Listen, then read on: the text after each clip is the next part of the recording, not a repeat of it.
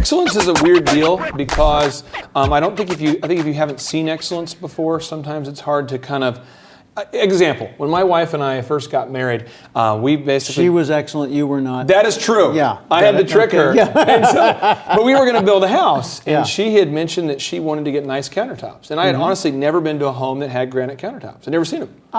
And so I had no idea what she was talking about. In your book, you kind of define, in my mind, like the granite countertops of sales here.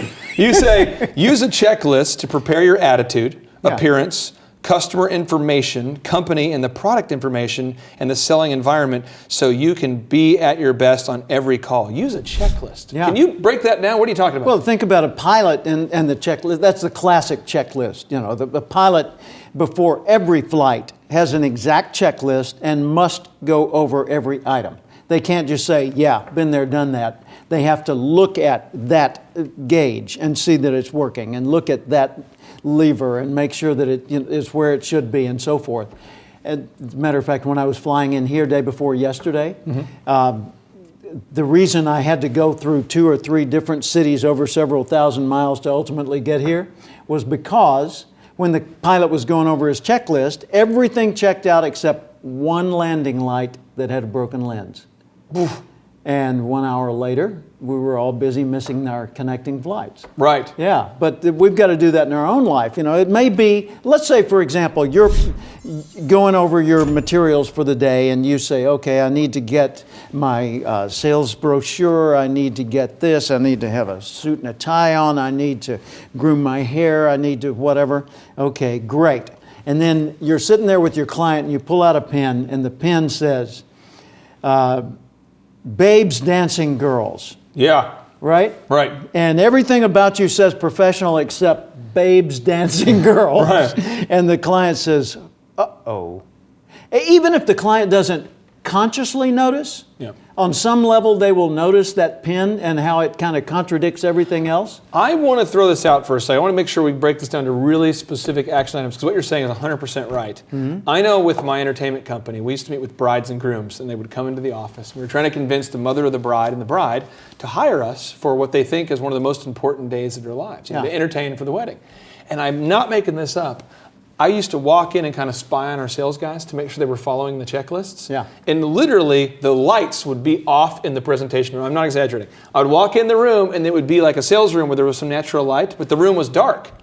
And they're in the office meeting with the bride, then the mom of the bride in the dark, and the screen is illuminated, but the room is dark. And then the room kind of smells like weird, because you've had like 12 couples come in 5 hours. Yeah. And so I had to add to my checklist, turn lights on. Yeah. Spray the... whatever, and the vanilla flavored air freshener. Yeah. And it changed the whole thing. But so I guess the action item for the Thrivers is what right now? Just think of all the things you need. Yeah. I mean, I've had friends who are highly professional, skilled people who I respected and admired. Yeah. And they said, hey, let's go grab a cup of coffee.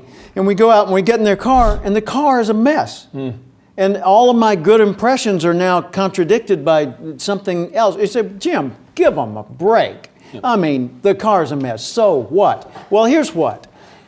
When we are looking, well, this is instinctive. When we're looking at any scenario, let's say you're looking at a crowd of people and you want to walk through that crowd of people to wherever you're going. Your mind instinctively searches for threats.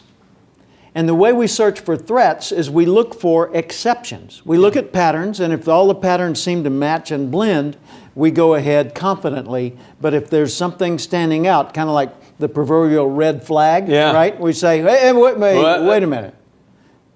Be careful with this one, right? Right. Because something's not quite right. And a lot of times that's on a subconscious level. We don't notice it. We do notice it, but we don't realize we noticed it. We just say, I don't know, there was something about him that made me kind of pause, So I'm gonna, I guess as an action item, I'm just gonna say to the Thrivers right now, if you're watching this, just your action item right now is just ask yourself, what are the things, the tangible things, then what are the action items you need to do on every sales presentation to be successful? And go ahead and pause and make that checklist right now. Go ahead and just think through. You need your sales book, your suit, your pen. Maybe in your business you don't need a pen or a suit, but whatever you need, just go ahead, your iPad. Turn on the lights. Turn on the lights. I mean, just those are some things.